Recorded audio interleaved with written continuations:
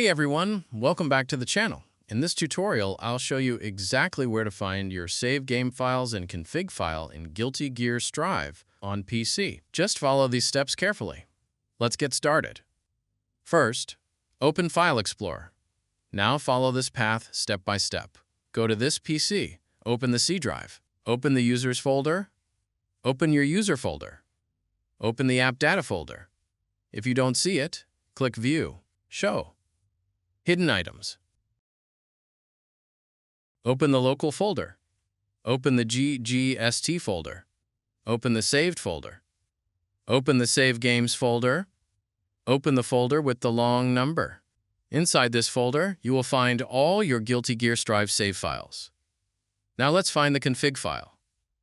Go back to the saved folder. Open the config folder. Open the Windows No Editor folder. Now find the file GameUserSettings.ini. Right-click it and open it with Notepad.